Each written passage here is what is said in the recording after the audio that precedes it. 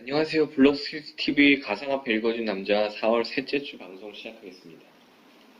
이제 완연한 봄 날씨라 포근함이 묻어나고 있습니다. 그런데 방송을 하면 오늘은 좀 비가 내렸었네요. 비가 내려서 좀 날씨가 별로긴 하지만 그래도 비가 그치고 나면 또 따뜻한 봄 날씨를 한번 기대해 보겠습니다. 가상화폐 시장에도 좋은 봄 날씨 같은 날들이 계속되길 바라면서 오늘 방송 시작하겠습니다. 가장 먼저 가상화폐 주간 시장부터 알아보겠습니다. 이번 주 시장은 등락을 반복했는데요.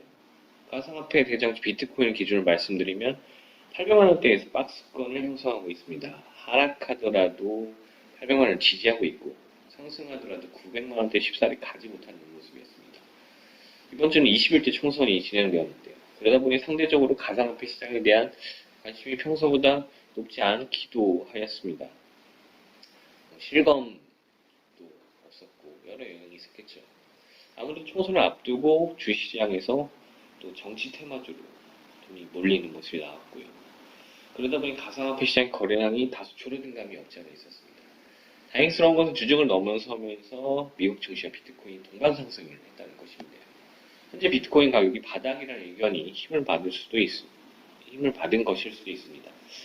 가상화폐 시장이 글로벌 증시 연동되어서 움직이고 있는 만큼 증시 움직임도 수시로 체크하시면 좋겠습니다. 다음은 주간 전망 순서입니다.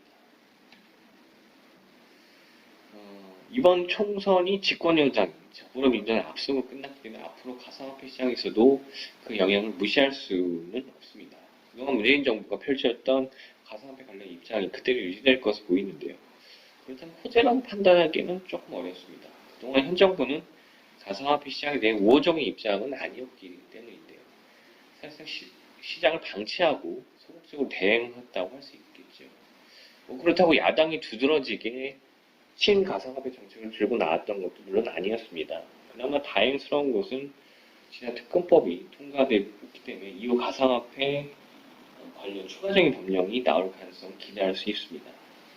현재 코로나와 관련된 긴급재난 지원 쪽에 모든 정책에 초점이 맞춰져 있지만 코로나가 잠잠해지고 나면 어느 정도 또 경기도 회복되고 이런 추세에서 가상화폐 시장에 대한 정책도 추진될 가능성은 존재한다고 볼 수 있습니다. 그러면 이 박스권에 머물러 있는 비트코인 비롯한 가상화폐도 좀 움직임이 생기겠죠. 다음은 이번 주에 있었던 가상화폐 및 블록체인 관련 주요 뉴스에 대해 살펴보는 순서입니다.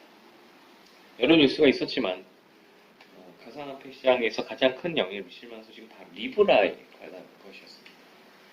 페이스북이 주도하는 디지털 화폐 프로젝트는 리브라가 당초 목표로 했던 글로벌 단일 통화에서 한번 물러나서 각국 법정화폐 1대1로 가격이 고정된 여러 개의 스테이블 코인 형태로 제공하는 쪽으로 방향을 바꿨는데요.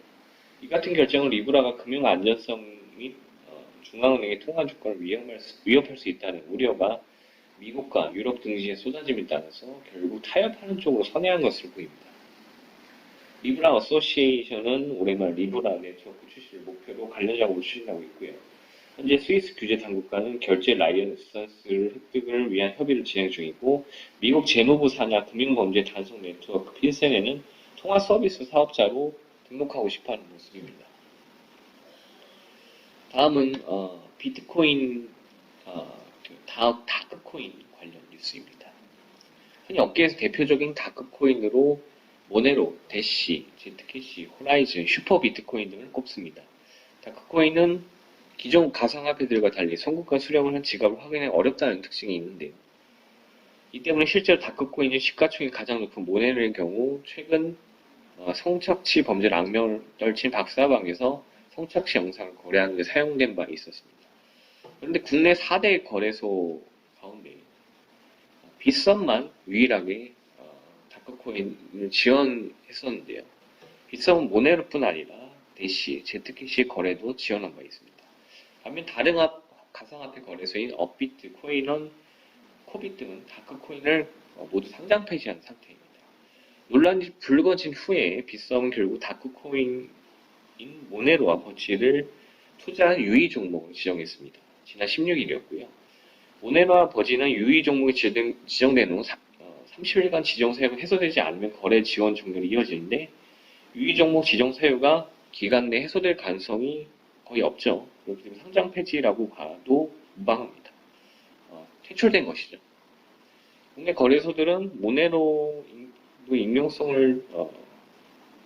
익명성도 중앙화 거래소를 통하면 해결된다고 의견을 제시한 바는 있었습니다.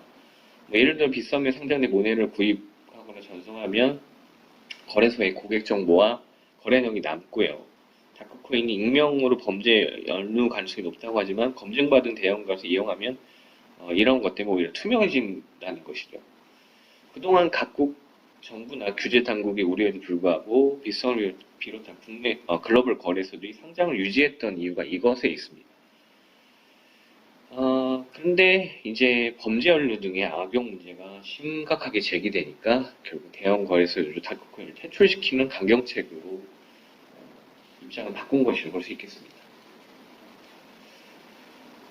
이외에도 긴급 재난지원금을 앞두고 블록체인 기반의 지역화폐에 높아진 관심과 관련된 뉴스가 있었고요. 중국 인민은행 개발 중인 디지털 화폐 이미지가 이슈된 뉴스도 있었습니다. 리플이 코인워드 국내 업체들 업비트가 2년 연속 흑자 기조를 유지했지만 1년 새에 새 매출이 3분의 1 토막 난 것과 아이콘루프가 새 합의 알고리즘을 공개했다는 소식, 우리은행이 디지털 화폐 위위코인 상용화 보류를 했다는 뉴스도 있었고요. 코로나로 인한 사회적 거리두기로 다시 주목받는 블록체인 투표 등이 이번 주에 있었던 주요 뉴스였습니다. 금주의 핫코인은 무엇일까요?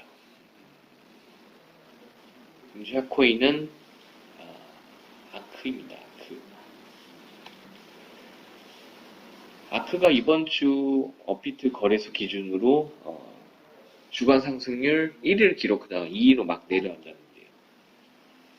지난주 1위였던 비트코인 골드한테 주 막판에 다시 1위 자리를 내주었지만 주간 내내 1위를 지키고 있었던 코인이기 때문에 핫코인으로 선정을 했습니다.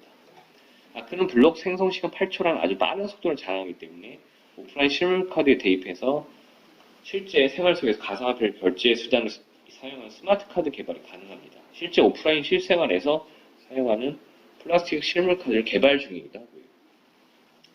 아크가 최근에 오른 호재는 바이낸스에서 아크를 스테이킹 지원하는 소식이 전해졌기 때문인데요. 그 때문에 이렇게 주간에 상승을 했었죠. 다만 아쉬운 것은 그 호재로 인해서 단기 급등했다가 상승분을 상당 부분 지금 반납하고 있는 상태라고 볼 수 있겠습니다. 금주의 핫코인은 매수 추천은 아니기 때문에 투자에는 항상 유의하시기 바랍니다. 가상화폐 읽어준 남자 오늘 방송 벌써 끝마칠 시간인데요.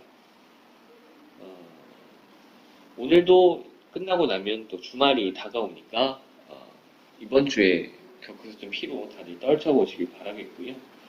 아무쪼록 즐거운 주말 보내시기 바랍니다. 더불어서 저희 방송과 구독과 좋아요 부탁드리고요. 이번 방송은 여기서 마치겠습니다. 모두 안녕히 계십시오.